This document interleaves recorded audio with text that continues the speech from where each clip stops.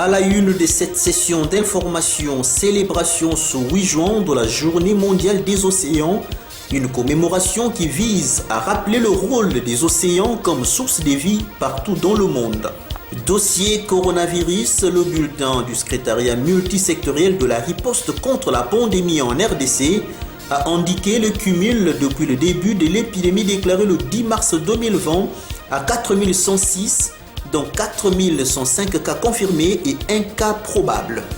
À Boma, ville touristique et portuaire, nous irons au quartier Siboma dans la commune de Kalamou, où le propriétaire d'un domicile de la place exige aux parents 2 ans civiques qui auraient détruit la toiture de sa maison de procéder au remplacement des tôles détruites. Et pour lutter contre l'oisiveté et le chômage, le jeune des kilomètres 3 se livre à la fabrication des briques le long de la rivière Kalamou. Voilà tout pour le sommaire, messieurs et dames. Tout de suite, le journal. Bienvenue si vous nous rejoignez, c'est l'heure de vous informer. Je l'ai dit en titre, célébration ce 8 juin 2020 de la Journée mondiale des océans. Une commémoration qui vise à rappeler le rôle des océans comme source de vie partout à travers le monde. Plus de précisions dans ce reportage. Il s'agit d'une célébration internationale proclamée il y a 10 ans à l'occasion du sommet de la Terre et des Nations Unies tenu à Rio de Janeiro. Après des débuts timides, cet événement a aujourd'hui une grande ampleur dans le domaine de la sensibilisation à la santé des océans et celui d'une meilleure gestion de l'océan et de ses ressources.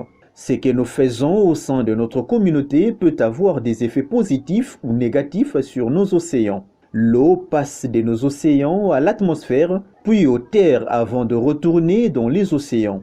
Les ressources en eau sont limitées et nous ne disposons que des quantités existantes sur Terre. La protection de nos océans commence par celle de nos bassins hydrographiques et nous comptons sur vous pour l'assurer. Signalons que plus de 90% des 10 espèces de poissons les plus pêchées sont en voie de disparition et près de 50% des autres espèces commerciales sont menacées par l'industrie de la pêche. Par ailleurs, 80% de la population des océans provient des terres. Par ailleurs, une pétition a été mise en place conjointement avec The Ocean Project pour faire du 8 juin la Journée mondiale de l'océan officiellement reconnue par l'ONU. Proposée au sommet de la Terre des Rio en 1992 par le Canada, la Journée mondiale de l'océan a jusqu'à présent été peu suivie. Or, l'océan recouvre plus de 2 tiers de la Terre. Il joue un rôle essentiel dans la régulation des climats, la qualité de l'air et de l'eau. Dans le dossier Covid-19, le bulletin du secrétariat multisectoriel de la riposte contre la pandémie en République démocratique du Congo a indiqué le cumul depuis le début de l'épidémie déclarée le 10 mars 2020 en République démocratique du Congo à 4106, dont 4105 cas confirmés et un cas probable. Images et commentaires.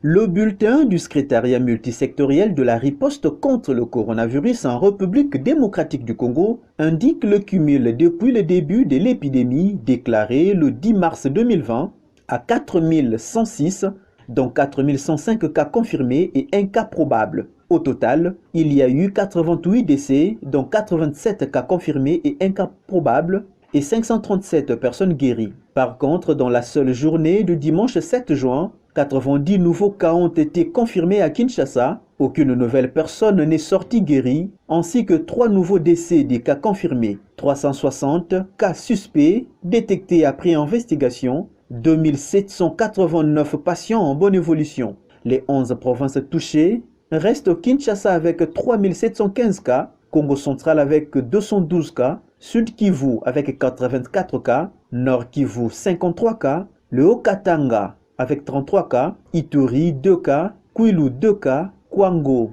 Olomami, Tchopo et l'Équateur 1 cas chacune. En politique, a-t-on appris que le parti présidentiel Union pour la démocratie et le progrès social UDPS a déjà choisi depuis le dimanche 7 juin dernier le remplaçant de Jean-Marc Kabound à Kabound au poste du premier vice-président de l'Assemblée nationale. En tout cas, c'est ce qui ressort d'une rencontre des responsables de ce parti politique.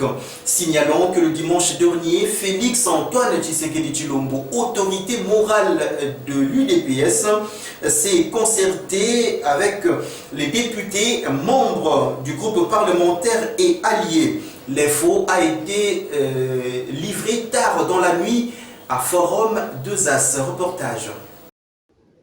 Selon la source ayant des entrées faciles au directoire de l'UDPS, c'est finalement, dimanche 7 juin, que Félix Tshisekedi a reçu une trentaine de députés nationaux battant pavillon UDPS et alliés. Au menu, des échanges, le choix ou la désignation, c'est selon du candidat devant succéder à Jean-Marc Kabound à Kabound, président AI du parti de la 11e rue Limité, éjecté de son poste de premier vice-président de la Chambre dans la dernière semaine du mois de mai dernier. À l'issue de la réunion, l'autorité morale de l'UDPS a donné son onction suprême à ses interlocuteurs. Cependant, rien n'a fuité quant au nom du député désigné, la primeur étant réservée au bureau de l'Assemblée nationale. Le plus important est que cette ultime bénédiction de Félix Tshisekedi en tant qu'autorité morale de l'UDPS tord définitivement le coup de la cacophonie survenue au sein du parti quelques heures seulement après l'éviction de Jean-Marc Kabound. L'opinion se rappelle que depuis la déchéance du président à intérim du parti présidentiel du poste des premiers vice-présidents de l'Assemblée nationale, le cadre de l'UDPS n'ont pas eu la même lecture des faits. Du coup, il semblait déjà aller diviser sur la question de remplacement de Jean-Marc Kabound.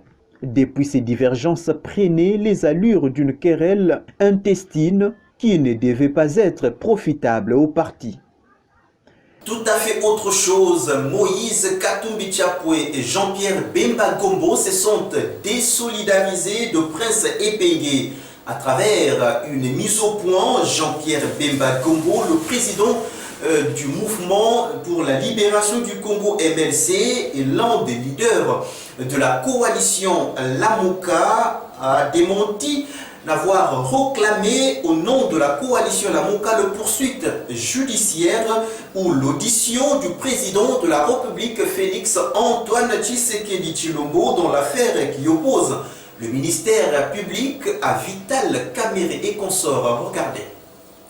De plus en plus, les déclarations sont confusément faites par des tiers attribuant faussement leur paternité à la coalition Lamuka selon lequel cette dernière exigerait les poursuites judiciaires ou l'audition de M. Félix Tshisekedi dans l'affaire qui oppose le ministère public à M. Vital Kamerhe et consorts en rapport au présumé détournement des fonds destinés à la réalisation des travaux du programme d'urgence des 100 jours, dit le service des communications de Jean-Pierre Bemba. Et de poursuivre, nous tenons à préciser à l'opinion tant nationale qu'internationale que, conformément à la charte constitutive de la Lamuka, jusqu'à ce jour, aucune déclaration officielle n'a été faite en ce sens par les 4 leaders. Ce faisant, ces différentes déclarations qui sont relayées par certains médias nationaux et internationaux n'engagent que leurs auteurs. Toutefois, le président national du MLC et membre influent de la coalition Lamuka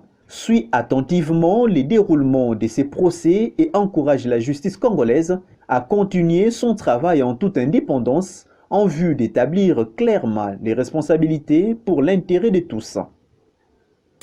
Avant de clôturer ce chapitre lié à la politique, procès Vital Kamerhe toujours, a-t-on appris qu'un avis de recherche a été lancé contre Madame Marie-Josée Miengi, collaboratrice de Madame Amida Chakur, épouse de Vital Kamerhe. C'est le procureur général près la cour d'appel de Kinshasa Gombe qui a personnellement lancé cet avis de recherche le samedi 6 juin dernier. Plus des précisions, vous les suivrez dans nos prochaines éditions.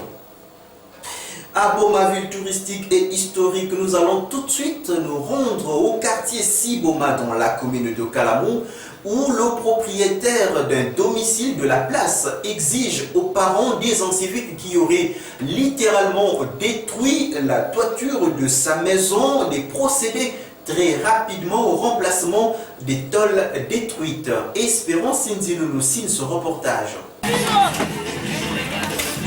Il est plus déterminé à aller jusqu'au bout, jusqu'à ce que sa toiture redevienne neuve. Ce monsieur propriétaire de cette maison, se trouvant au quartier Siboma dans la commune de Kalamou. Le quartier ya munu kambo butukila. Donc mais butukila awa même va dire awa ve. Donc ça ba locataire na lupango. Sibitement ba locataire mu ba kamuno no. Papa ko ya tala mutindo bambula mabanga la zula ba tol. Mais kuiza sur terrain ko ya tala ke bana quartier que ça la des ordres qui kuluna bao. Vous avez dérangé que monsieur Toussaint. Le directeur du département. Il y a un peu d'insonance mais vanda ba ko déranger, ta ba déranger. Allez, baba bula mabanga. Balora tena kutina batina nakata ba inso san mabanga nyoso beto ma victime kubaka nakata inso na beto. Na yao metu baba nango mais c'est tout ça mais ça baba opentanga bakumba ba. Yama kubula choso ki ba pare bana ina ba mesite. Diambo kaka ya chuka ba kuiza kaka ku changer batoli na ba masa tobula ina. Ala pina ve l'état beto Congo ketala mambo. Parce que papa je me suis ya mambo mais tout ba yaka nyongo sabeto na quartier tu mayundu kila Siboma mais bana ba parents ont dit que bana ve bana ont dit que bana ba uve bana ko monika bu yaudi mosi ya pasi ya choni pa ya kiadi ba ko déranger ba injo ba pangi ankaka na kata quartier. Comme vous le voyez, ce domicile a été victime de jets de pierre. C'était lors d'un affrontement enregistré le week-end dernier entre les Koulouna du dit quartier. Les tôles qui composent la toiture de cette maison ont été endommagées. Voilà qui inquiète. Le locataire très inquiet est en attente d'une suite favorable. C'est une enquête recherche anti-criminelle, anti-Koulouna. Ils nous avaient toqué en face à Vekam. Moi j'étais à Kinshasa, en 2001. Il y avait Beto. Et très bien. Mais, on comprend que les gens qui ont l'âge de 15, 17 ans, 18 ans, donc, ils ont dérangé trop dans le quartier. Ils ont des Koulouna, des Yibi, des Poli, et c'est donc qu'ils ont vendu dans le monde. Ils ont des donc, ils ont vendu maintenant. Les gens qui ont provoqué, ils ont fait ça, et c'est ce que nous comprenons le phénomène. Donc, il y a que génération, il y a que foot, il y a que perdu. Donc, moi, c'est pour la mingi na via Mokambo, na maman Messala, il y a que maman se fait tout bac à ma disposition. Donc, déjà, nous connaissons à niveau bourgmestre, il y a commune à Kalamou, mais sur un commissaire de la police, major John Pelke au courant. Maintenant, Mébika Nakaka, madame le maire, vont informer, monde déjà, nous sur la quoi qu'il y a comme souci. Aux parents de conscientiser leurs enfants afin que ces derniers prennent conscience de leurs actes. À la police également de multiplier des stratégies afin de sécuriser la population et ses biens, car certains inciviques non autrement identifiés opèrent même en longueur de journée. Les jeunes et vieux de Mouinda-Bouézer vers Dinalo ont assaini le week-end dernier, en tout cas les environs du pont à Djanako, facilitant la traversée des personnes et leurs biens. Adrien Mayele et Blaise Pobaye tête pour le compte de notre rédaction. Reportage. Pour la 1e fois, les résidents du quartier Dinalo ont procédé aux travaux d'assainissement d'un endroit ciblé. Après avoir curé les caniveaux construits le long du macadam du dit quartier, il y a de cela 3 semaines passées. Cette fois-ci, c'est le pont Adjanako, situé à Mouinda-Bouézer, dans la commune de Kalamou, qui avait intéressé les jeunes du coin. Ils ont assaini cet ouvrage le week-end dernier. Le pont Adjanako, construit en béton, permettant aux piétons ainsi qu'aux engins roulants d'y traverser. Mais le bas-fond de cet ouvrage était rempli d'insalubrité, était rempli d'ordures, puis polluait l'air, ce qui laissait à désirer. En ce jour, la traversée ne cause plus préjudice, car la bravoure et l'esprit d'équipe observés dans le chef de ses habitants ont rendu cet endroit assez viable. Nous sommes des jeunes de Dinalo. Nous avons arrangement à le quartier na biso les à la malamu et tant que maman toi na quartier va se prendre nous ça là biso moto en charge toa mpe na baleki oyo amoni ke bazosala mabe tobisi bango batika mabe tobandi propriété ya salongo mpo na quartier na biso ya commune ya Kalamu na Dinalo. Est aussi un cri d'alarme d'une façon indirecte auprès des autorités et aux personnes de bonne foi afin que ces dernières puissent encourager ces baumatraciens en leur offrant des outils adéquats et leur motiver financièrement.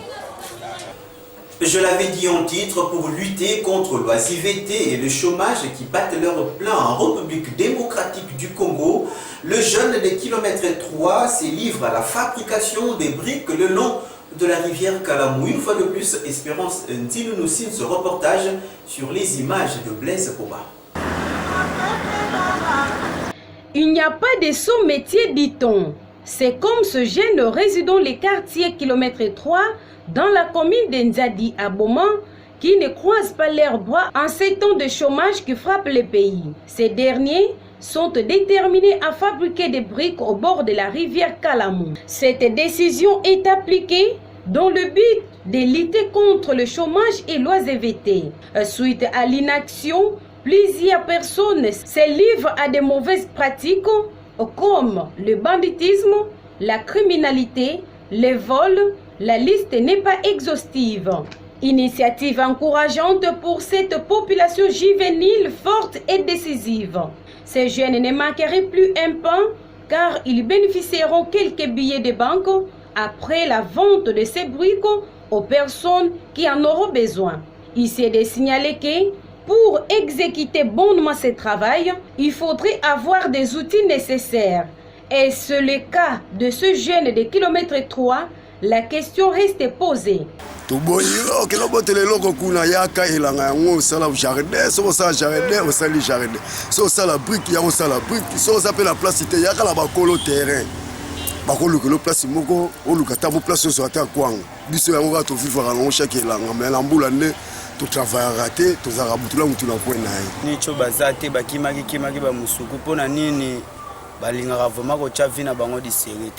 Vina bango disérité pourquoi neti bisu ndenge to sala a est lelo ba ya lukanga na leta pa bakanga ba lukanga te na lo ba kana ba masanga na nyonso ba ya biso to zawa ba ya ba cha moral ba ya ba sala ba lukana fils kata kwanga ndenge biso to luka kwanga a yango wana na olikamba oloba. Aux autres jeunes d'en tirer l'exemple. Et de leur côté, le jeune des Olatiapo qui gagnent leur pain quotidien en se donnant au jardinage sollicite de l'aide tant matérielle et que financière à toute personne de bonne foi, mais également aux autorités compétentes afin d'arriver à bout de leur mission. Reportage signé Adrien Maëlé, Justin Dungui et Jonathan Tingui. Le jardinage, qui est l'art de cultiver le jardin, est bien apprécié par les jeunes du quartier Ndimwaka dans la commune de Kalamu. Pendant que les uns cherchent à écrire des jalonneurs pour solliciter un poste vacant dans différentes entreprises de la place, eux se livrent à la culture de la terre. C'est depuis des années que ces jeunes font face à l'oisiveté et au chômage de leur manière afin de contribuer au développement de la province du Congo central. Même si c'est un travail noble, le jardinage pour ces jeunes de Ndimwaka, mais ces agriculteurs font face à de nombreux défis, entre autres, le manque des outils adéquats et quelques semences de première nécessité. Une aide tant matérielle que financière pour cette catégorie de la population de Boma sera la bienvenue. Je suis un retraité de l'environnement. Je suis le président des jardiniers dans la contrée Ndimwaka, rond-point jusqu'au niveau de Massembe. Ce que nous déplorons, que vraiment nous sommes des délaissés. Des délaissés pourquoi? Jamais il existe ce qu'on appelle un ministère de l'agriculture. On n'a jamais vu des moniteurs agricoles ni des agronomes venir nous encadrer. Un délaissement aussi des autorités politico-administratives. On n'a vu aucune autorité municipale, c'est-à-dire, j'ai dit très bien, la commune ou la mairie, venir ne suffit que voir ce qui se passe. Or, l'agriculture, c'est la priorité des priorités. C'est nous, aujourd'hui, qui sommes en train de faire vivre la population. Les élus du peuple, mais c'est le moment où ils devaient en profiter. Là, comme on a chancé, tosalaka jardin awa na sazo na Tiako. Mpo na ngai ndenge nasengaka meme na bakonzi basunga biso mosala tozosala eza mpona koaide population bayaka bamarché dumbi bayaka kosomba bandunda bapointe noire bangaingai tosalaka mosala ebele mais eloko nazosenga na population tosalaka na ide kosala na mbula na elanga mais awa tosalaka na difficulté na sanse nini na mbula ndenge rivero ya mayo ya kalamu ya mbangu oyo etondaka moye tosala na mbula eza te bakonzi bakoaide biso na sanse nini ke baye badragele biso ata mai comme ça tosala na moye ya kosalaka mbula na elanga mpo mosala tosala yango ezoaide population mikolo nde toza na besoin na mayombe kuna bambula ezobeta suti bapondu te biso tosala bapondu na biso jardin yango ezoaide mpe population na dumbi kuna bato bazolia neti bandulu ezobima bakitoko epuis na kozosenga bango bakonzi bakoaide biso bayela biso na fiske semence. En lieu et place de se livrer à certains actes qui déshonorent la race humaine, la prise de conscience en suivant l'exemple de ces jeunes s'avère importantissime pour ceux-là qui attendent la tombée de la manne. C'est par cette information de l'article 15 du côté des Zolatiaku où le jeune se donne au jardinage que nous allons refermer cette session d'information, messieurs et dames. Tout de suite, le rappel des principaux titres. Célébration ce 8 juin de la Journée mondiale des océans, une commémoration qui vise à rappeler le rôle des océans comme source de vie partout dans le monde. Dossier coronavirus, le bulletin du secrétariat multisectoriel de la riposte contre la pandémie en République démocratique du Congo a indiqué le cumul depuis le début de l'épidémie déclaré le 10 mars 2020 à 4106 cas, dont 4105 cas confirmés et un cas probable. Vous avez suivi les détails dans ce journal. À Boma, ville historique et portuaire, nous étions au quartier Siboma dans la commune de Kalamou, où le propriétaire des domiciles de la place exige aux parents des inciviques qui auraient littéralement détruit la toiture de sa maison de procéder rapidement au remplacement des tôles détruites. Le jeune du kilomètre 3 ont également intéressé notre rédaction ce lundi 8 juin 2020. En tout cas, ce dernier se livre à la fabrication des briques afin de lutter contre l'oisiveté et les chômages qui battent leur plein en République démocratique du Congo. Messieurs et dames, c'est la fin de ce journal. Merci à vous de l'avoir suivi avec une attention très particulière de partout à travers le monde via Internet. Je vous retrouve très prochainement. D'ici là, portez-vous bien. À très vite.